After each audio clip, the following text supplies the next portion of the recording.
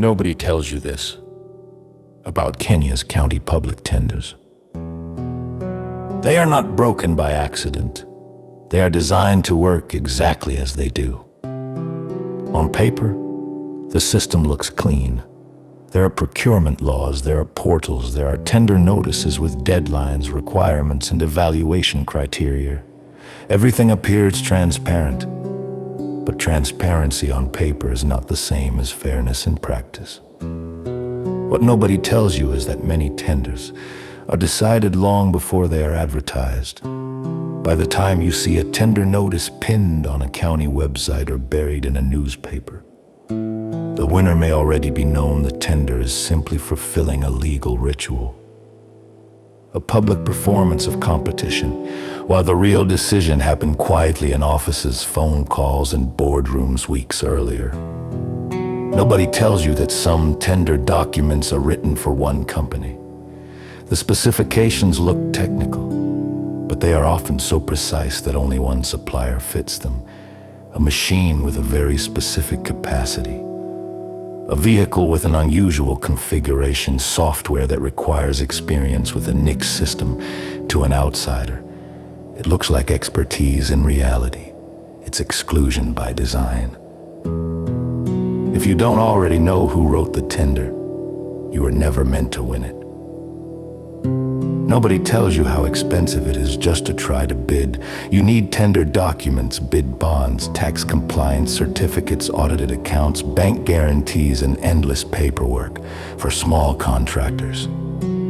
This can mean borrowing money just to submit a bid, money they may never recover. Meanwhile, connected bidders often reuse documents, recycle guarantees, or receive assistance behind the scenes.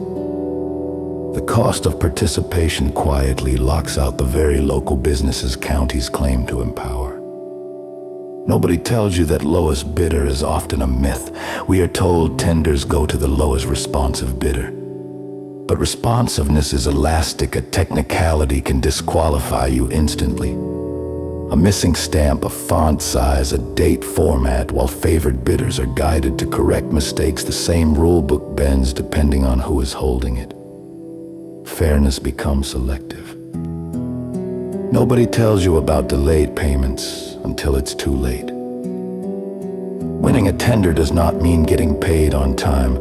Some contractors wait months, others wait years. Meanwhile, they are expected to pay workers, suppliers, fuel, rent, and interest on loans. The county delays, but your bank does not. Many businesses collapse not because they failed, but because they succeeded and were never paid. Delayed payment is one of the quietest killers of small enterprises in Kenya. Nobody tells you how politics lives inside procurement. Change the governor, an entire supplier list change overnight. Companies aligned with the previous regime suddenly become non-compliant. New names emerge, often linked to the new political order. Procurement becomes a reward system, not a service delivery tool. Development pauses, loyalty advances. Nobody tells you that some projects are designed to fail. Inflated budgets invite kickbacks. Poor supervision ensures substandard work. A road washes away. A market stalls before opening, then another tender is floated. To repair, upgrade, or rehabilitate, failure becomes profitable. Repetition becomes strategy. The public pays again and again. Nobody tells you that whistleblowers pay the highest price.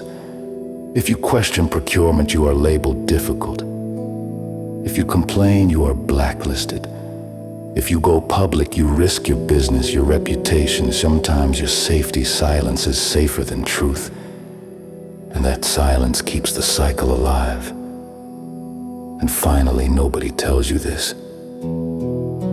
County tenders are not just about money.